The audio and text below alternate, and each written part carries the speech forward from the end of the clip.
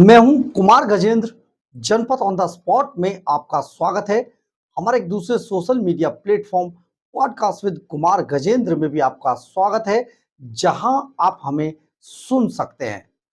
आज सुबह सुबह एक बहुत ही चौंकाने वाली घटना दिल्ली के अंदर घटित हो गई। ये घटना मुख्यमंत्री से जुड़ी हुई है। दिल्ली की मुख्यमंत्री रेखा गुप्ता से जुड़ी हुई है, जो सचमुच ये दर्शाती है कि सुरक्षा की कई बार जो माननीय होते, जो आप इतने बड़े पदों पर जो बैठे लोग हैं, उनको सचमुच सुरक्षा की बहुत दरकार भी होती है। लेकिन सबसे ज्यादा शर्मनाक ये बात है कि जब नेता खुद जनता के करीब जाना चाहते हैं और जाते हैं, उस वक्त ऐसी घटना हो जाए तो सचमुच ये बहुत शर्मिंदा भी करती है और चौंकाती भी है, और ये भी बताती है कि अब शायद नेता अपने आप को जनता से और दूर कर लेंगे।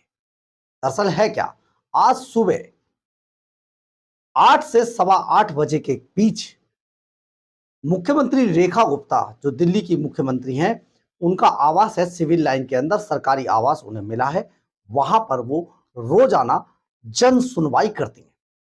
इस जन सुनवाई के दौरान सैकड़ों लोग दिल्ली के विभिन्न इलाकों से उनसे मिलने के लिए आते हैं, और वो सबसे बड़े ही प्रेम भाव से मिलकर बाकायदा उनसे मिलती हैं, उनके साथ फोटो खिंचवाती हैं और उनके साथ उनकी समस्याएं सुनती हैं और अधिकारियों को आदेश देती हैं। ऐसा ही जो जन सुनवाई का जो वहां पर सेशन था, वो चल रहा था।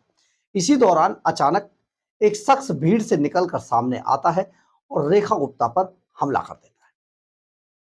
हमला में हाथापाई धक्का मुक्की हुई और इस धक्का मुक्की के अंदर रेखा गुप्ता के चेहरे पर चोट आई है। अभी ये सारी चीजें अभी असल में जांच का विषय है, इसलिए कुछ ज्यादा कहा नहीं जा सकता है, लेकिन उन्हें चोट तो आई है।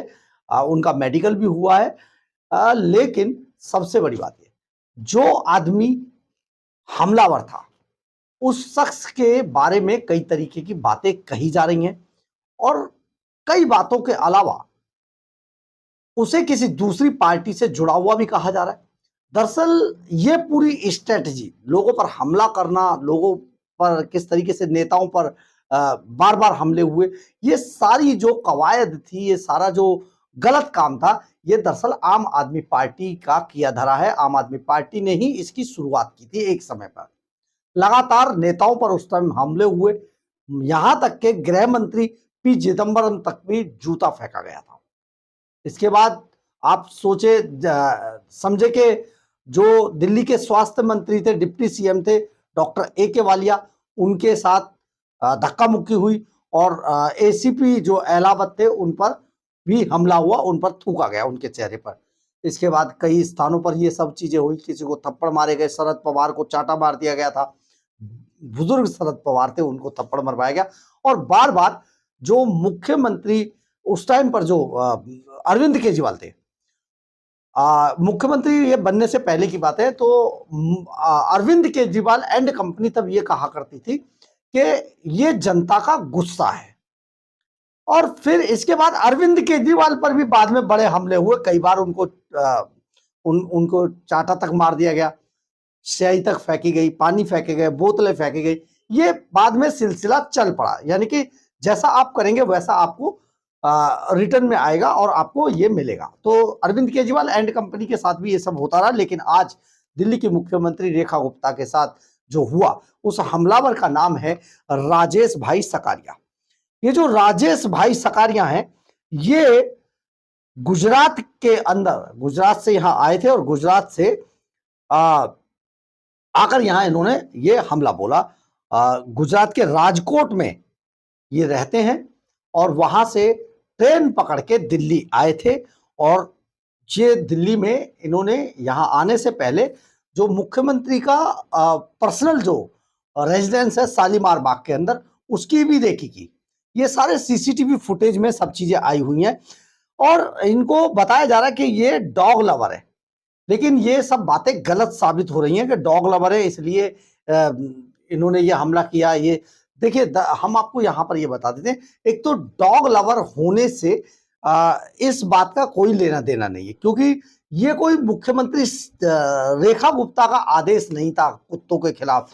ये आदेश माननीय सुप्रीम कोर्ट का था और उन्होंने साफ तौर पर कहा कि ये तो सरकारों को ये इंप्लीमेंट करना पड़ेगा, ये मजबूरी थी। और अभी हालांकि इस पर बहुत सारी चीजें अभी चल रही हैं, लेकिन ये डॉग लवर वाली जो थ्योरी है ये पूरी तरीके से नकार दी गई है कि इसको इस वजह से गुस्सा था क्योंकि रेखा गुप्ता का उस कुत्तों के खिलाफ, डॉग्स के खिलाफ ये आदेश रेखा गुप्ता का तो नहीं था। तो ये थ्योरी तो बिल्कुल साबित हुई, गलत साबित हो रही है। इसके बाद ये पूरा मामला 1 मिनट तक चलता रहा, 8 से 8:15 के बीच में ये 1 मिनट तक चलता रहा। रेखा गुप्ता के बाल पकड़े गए मुख्यमंत्री के और उन्हें चोट आई है। और ये कल ही गुजरात के राजकोट से ट्रेन पकड़ के यहाँ आया था और अपनी माँ से ये वहां पर झूठ बोलकर आया था। इसने माँ से कहा था कि वो उज्जैन जा रहा है और दर्शन करने के लिए। तो उज्जैन की बात करके निकला था और सीधा जो है शालीमार बाग स्थित घर पहुंचा और घर पर जाकर बाकायदा रेकी की है। वहां पर फोन करता हुआ, किसी से फोन पर बात करता हुआ भी दिखाई दे रहा है। ये अभी जांच का विषय है कि क्या होगा, लेकिन सबसे बढ़िया बात यह है कि ये जो राजेश भाई सकारिया है, इसने जिस तरीके की ये हमला किया है उससे रेखा गुप्ता की सुरक्षा पर भी सवाल खड़े हो गए। दरअसल ये उनकी सुरक्षा में चूक ही माना जाएगा।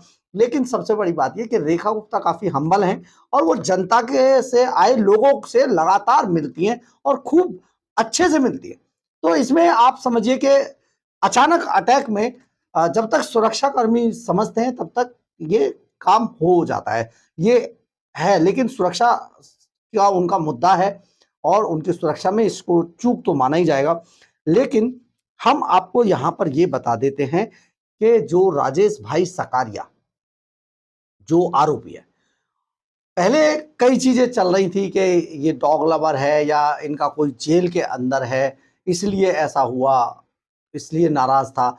इससे इन दोनों ही थ्योरी से इस मामले का कोई लेना देना नहीं है। एक व्यक्ति राजकोट से सीधा ट्रेन पकड़कर आता है, ट्रेन पकड़ने के बाद वो सीधा रेखा गुप्ता के पहले शालीमार बाग स्थित घर पहुंचता है, फिर वो सरकारी रेजिडेंस पर आता है, रेकी करता है और फिर हमला करता है, अगले दिन हमला करता है।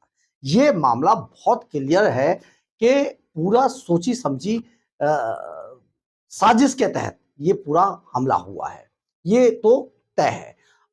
आईबी यानी कि इंटेलिजेंस ब्यूरो और दिल्ली पुलिस का स्पेशल सेल इस पर जांच कर रहा है।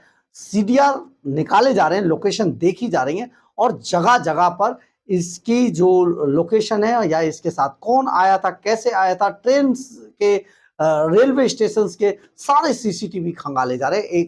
एक दिन के बाद यानी कल शाम तक इस पर बहुत बड़ा कोई खुलासा हो सकता है। पुलिस इसमें जांच में जुटी है, लेकिन पुलिस की जांच में अब तक जो पता चला है उस जांच के अनुसार ये जो राजेश भाई सकारिया जो आरोपी है ये एक क्रिमिनल बैकग्राउंड का आदमी है। बहुत क्लियर है, क्रिमिनल बैकग्राउंड का आदमी है और क्रिमिनल बैकग्राउंड में इस पर 5 मामले राजकोट के अंदर दर्ज है। हम आपको सिलसिलेवार ढंग से 5 के 5 मामले बताते हैं। राजकोट के भक्तिनगर पुलिस स्टेशन में राजेश भाई सकारिया के खिलाफ शराब की हेराफेरी और मारपीट जैसे 5 मामले इस पर दर्ज हैं। साल 2017 में आईपीसी की धारा 326, 504 और 104 के तहत हथियारों से लैस होकर मारपीट करने का केस दर्ज हुआ था। साल 2019 में इस मामले के अंदर अदालत ने इसे बरी कर दिया। साल 2020 में फिर से प्रोहिबिशन एक्ट के तहत शराब की हेराफेरी का केस फिर दर्ज हुआ। 2023 में कोर्ट ने इसे इस मामले में भी निर्दोष बता दिया। साल 2020 में फिर शराब की हेराफेरी का इस पर मुकदमा दर्ज हुआ और 2021 में फिर बरी हो गया। 2022 में एक केस इस पर फिर से दर्ज हुआ जो अभी तक चल रहा है, बरी नहीं हुआ है उसमें। इसके अलावा आपको बता दें कि 2024 में एक मामला और दर्ज हुआ इस पर आईपीसी की धारा 324, 504 और 114 के तहत। ये इस मामले में मारपीट का केस दर्ज हुआ था और जिसमें ये अभी बरी हो गया था इस मामले में। अब इसका एक क्रिमिनल बैकग्राउंड है, यानी कि मारपीट का मतलब ये होता है कि हैबिचुअल ये अपराधी है, लगातार ये इस तरीके की घटनाओं को अंजाम देता रहता था। अब ऐसे आदमी का इस्तेमाल आखिर किस दिमाग ने किया, ये एक बड़ा सवाल है। परंतु इससे पहले आप ये जान लेना बेहद जरूरी है कि दिल्ली पुलिस ने आज की वारदात के बाद इस पर जो मामला दर्ज किया है वो आपको जानना बेहद जरूरी है। दरअसल बीएनएस की धारा 132 यानी कि सरकारी कर्मचारी पर हमला करना, बीएनएस की धारा 221 यानी कि सरकारी काम में बाधा डालना, बीएनएस की धारा 109 यानी कि हत्या की कोशिश, अटेम्प्ट टू मर्डर, ये मुकदमे इसमें आज दिल्ली पुलिस ने इस मामले में इस पर ये एफआईआर दर्ज की है। अभी इसमें जांच चल रही है और जांच के बाद ही ये सारा पता चल पाएगा कि आखिर ये पूरा माजरा था क्या। लेकिन इसी बीच एक बेहद शर्मनाक घटना और सामने आई। शर्मनाक हम इसलिए कह रहे हैं कि बीजेपी के अंदर, भारतीय जनता पार्टी के अंदर भी कुछ लोग प्रचार पाने के लिए या अपने आप को एक कदम आगे बढ़कर खेलने की यानी कि फ्रंट फुट पर खेलने की जो कोशिश करते हैं, कई बार उनको बड़ा सेटबैक लगता है। दरअसल हम बात कर रहे हैं हरीश खुराना की। भारतीय जनता पार्टी के विधायक हैं ये, और इन्होंने तुरंत एक तस्वीर ट्वीट कर दी, और ये ट्वीट करने की जो तस्वीर थी ये गोपाल इटालिया, जो गुजरात में आम आदमी पार्टी के विधायक हैं, गोपाल इटालिया के साथ इस आरोपी की तस्वीर ट्वीट कर दी और दिखा दिया कि देखिए आम आदमी पार्टी की साजिश है। लेकिन हम आपको यहां पर ये बता देते हैं कि ये पूरा मामला फर्जी बताया गया और ये एडिटेड फोटो बताई गई है। अगर ऐसा है तो सचमुच ये दुर्भाग्यपूर्ण है। कम से कम हरीश खुराना को कुछ ऐसा नहीं करना चाहिए था।